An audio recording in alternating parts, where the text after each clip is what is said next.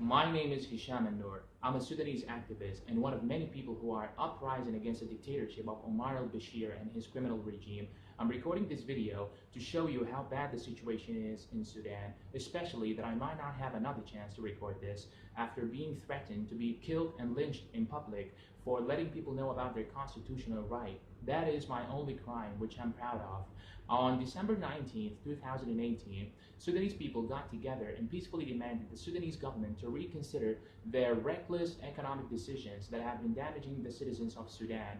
Ever since Mu'taz Musa took over two governmental positions simultaneously in an unprecedented event where he was assigned as a prime minister as well as the minister of finance, the prices of bread, main food supplies, and medications have doubled, and so has the inflation rate, not to mention that they're on their way to lift subsidy of all products. And to make matter worse, we can't cash out our money given the fact that the Sudanese government has set the daily withdrawal limit at 1,000 Sudanese pounds max, which is around $20 or less, because apparently banks all of a sudden have run out of money and not a single press conference was held to let us know where all the money went.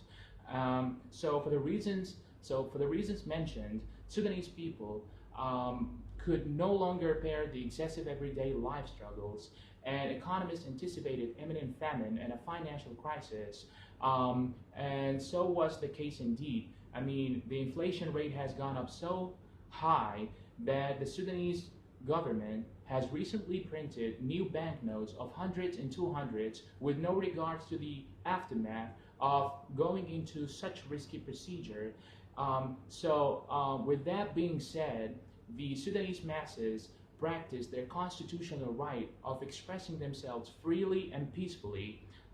We're currently having full doctors and pharmacists strike.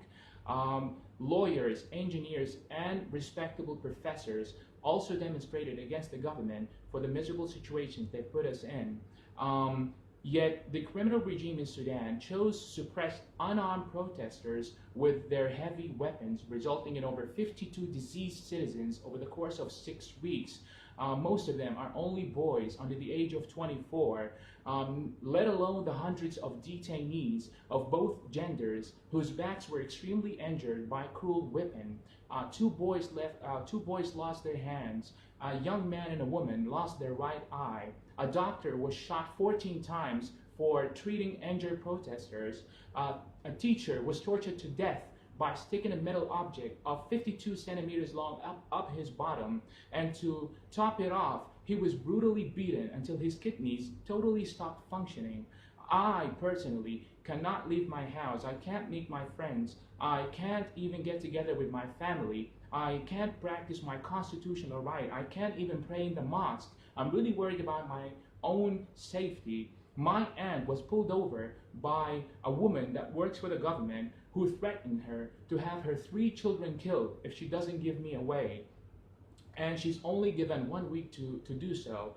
So that's why I'm desperately recording this video, begging the UN, the foreign embassies in Sudan, the human rights organizations, and every other organization that has devoted itself to protect the rights of human beings, and even active individuals like George and Amal Clooney, that I hereby kindly ask you to step in and spotlight our issue with no further delays to help us to put an end to this criminal, unlawful, and non-humanitarian regime, for we are slowly being driven to a genocide, for only asking peacefully to be given back our dignity as individuals, as people, as humans.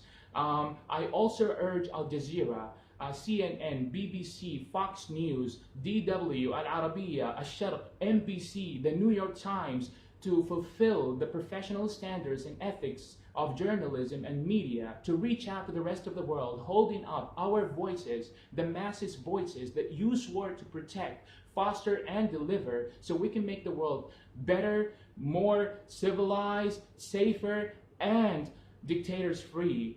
We have another march coming up on Thursday, February 7th, which is tomorrow. It's located at the Arabic Market at 1 o'clock. Help us not to get killed in the streets.